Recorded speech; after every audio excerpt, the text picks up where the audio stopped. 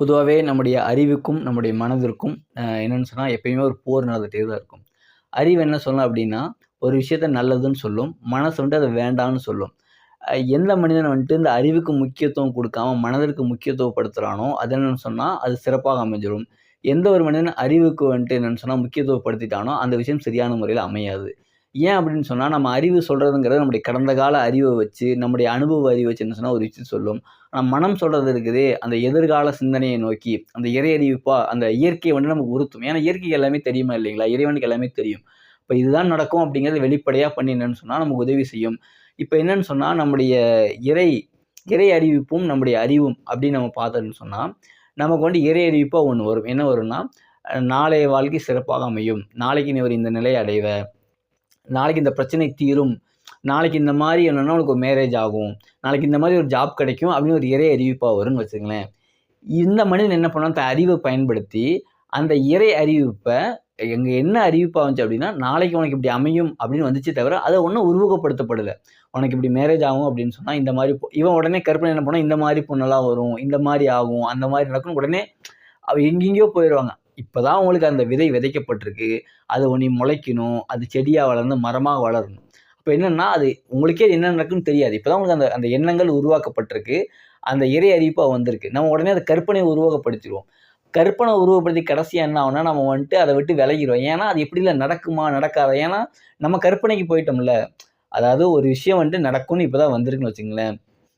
இவன் என்ன பண்றான்னா, யோசிச்சு கொண்டு போய் இதெல்லாம் நடக்குமா? சாத்தியமா? அப்படிங்கிற நிலைக்கு அந்த இறை அறிவிப்ப நிராகரிச்சுருவான். இதுதான் மனிதனுடைய அறிவு. இப்போ ஒவ்வொரு மனிதனுக்கும் எந்த துறையில இருக்காங்களோ, அவங்களுக்கு என்னன்னா இறை அறிவிப்பு வந்துட்டே தான் இருக்கும்.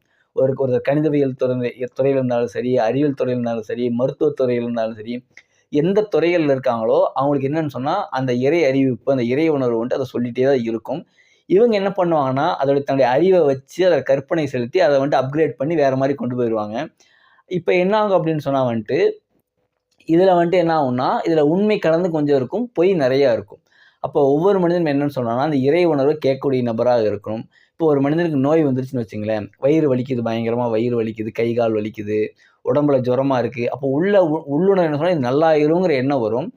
நம்ம என்ன பண்ணணும் அப்படின்னு சொன்னா, அத நல்லாகணும் அப்படின்னு என்ன பண்ணணும்? டாக்டர்ட்ட போய் தானே ஆகணும். டாக்டர்ட்ட போகாம எப்படி நல்லாகும்? மருந்து சாப்பிடாம எப்படி நல்லாகும்? அப்படிங்கிற நம்ம மருந்து அறிவுக்குள்ள போயிருவோம். இப்ப நமக்கு என்ன வந்துச்சுன்னா, வயிறு வலி நல்லாயிரும்னு தானே வந்துச்சு. நல்லாகும்னு நெனச்சு நம்புங்க.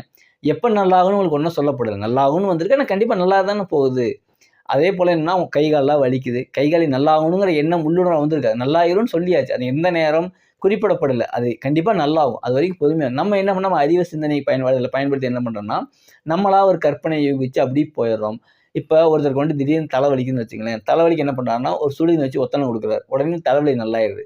இப்போ அவருக்கு இறை உணர்வா என்ன வந்துச்சுன்னு சொன்னா, இந்த மாரி பண்ணா நல்லா இருக்கும் அப்படின்னு வருது, பண்றாரு நல்லாயிருச்சு. திரும்ப அடுத்த தலைவலி என்ன பண்ணுவாரு, திரும்ப அதே மாரி ஒத்தடம் குடுப்பாரு நல்லாகாது. ஏன்னா, அப்ப அந்த நேரத்துல அது இறை உணர்வா வந்துச்சு. அத பண்ணாரு. என்னது இப்ப நல்லாயிருச்சு. இப்போ அவரால கடந்த கால அறிவு, இறந்த கால அறிவ யூஸ் பண்ணும்போது அப்ப நல்லாகும்னு சொல்ல முடியாது. நம்ம ஒவ்வொருத்தரும் என்ன பண்றோம் அப்படின்னு சொன்னா, நம்முடைய இறை உணர்வா எப்பயோ கொடுக்கப்பட்டத, நம்முடைய கற்பனைகள் உட்புகுத்தப்பட்டு அத மாத்திர்றோம். இல்ல அப்படின்னு சொன்னா, ஏற்கனவே நம்ம அனுபவ அறிவ என்ன பண்ணோம், இப்ப அப்ளை பண்றோம். இப்போ ஒவ்வொரு மனிதனும் என்னன்னு சொன்னா, ஒவ்வொரு நேரம் இறைவன் பால் தேவையுடையவனே. ஏன் அப்படின்னு சொன்னா, ஒவ்வொரு நேரம் என்னன்னா, ஒவ்வொரு விஷயங்கள் மாறும். நேத்து உங்களுடைய அறிவ வச்சு ஒரு விஷயம் செஞ்சிருப்பீங்க. அதே அறிவ வச்சு இன்றைய நாள் இத நீங்க செய்ய முடியாது. எவ்வளோ பேர் நீங்க பார்த்திருப்பீங்க, எவ்வளோ துறைகள பார்த்திருப்பீங்க. நேத்து நல்லா ஜொலிச்சுட்டு இருப்பாங்க. அவனுடைய அந்த கால அறிவு வச்சு இந்த காலம் அவனால முன்னுக்கு வர முடியாது. அந்த காலத்துல அது போச்சு. ஒரு மனிதன் ஒரு பிசினஸ் மேன் இருக்கான். ரூ. 1,00,00,000 சம்பாரிச்சான்னு வச்சுக்கங்களேன். அந்த ரூ. 1,00,00,000 அவன் சேர்த்தி வைப்பானே தவிர, திரும்பவும் நான் செலவு செஞ்சு அதே 1,00,00,000 சம்பாரிப்பேன்னு அவன் நினைக்க மாட்டான். ஏன் அப்படின்னா, அந்த நேரத்துல கொடுக்கப்பட்டு திரும்ப அதே மாரி கிடைக்குமான்னு தெரியாது. சரிங்களா? அதே போல அந்த நேரத்துல நீங்க அந்த செயல் செஞ்சீங்க. அது இறை உதவியால நீங்க செஞ்சீங்க. இயற்கையோட உதவியால நீங்க செஞ்சீங்க. இப்ப திரும்பவும் நீங்க என்ன பண்றீங்கன்னு சொன்னா, திரும்பவும் அதே அனுபவத்த வச்சு இப்ப செய்யும்போது அத சக்சஸ் பண்ண முடியுமான்னு சொல்ல முடியாது. அப்ப இந்த நேரத்துல நீங்க இறைவன் பால் நீங்க தேவை உடையவர்களா தான் இருக்கிறீங்க. நம்ம என்ன பண்றோம் அப்படின்னு சொன்னா, இறைவன்ட்ட உதவி வாங்கிட்டு, நம்ம அறிவ பயன்படுத்தி அத நம்ம தான் செஞ்சோம் அப்படின்னு மாத்திர்றோம். ஒவ்வொரு வாழ்க்கையில நம்ம எந்த ஒரு விஷயம் ஒரு மனிதன் நல்ல உயர்ந்த பதவியில இருந்தாலும் சரி, எந்த நிலைகள்ல எங்க இருந்தாலும் அது எல்லாமே இயற்கை குடுத்தது தான், இறைவன் குடுத்தது தான். அந்த இறைவன் பொருள் அவனுக்கு வந்தத அவன் என்ன பண்றான்னா, தன்னுடைய கற்பனையால நான் தான் செஞ்சேன்னு சொல்லி என்ன பண்றான்னா, அதுக்கு என்னன்னா இறை நிராகரிப்பு செஞ்சுடுறான். அத நான் தான்ங்கிற பெருமைக்குள்ள போயிடுறான். பொதுவா என்ன அப்படின்னு சொன்னா, இறை உணர்வு அப்படிங்கிறது நமக்கு வருது. அந்த நம்ம இறை உணவை நம்ம நம்பணும்.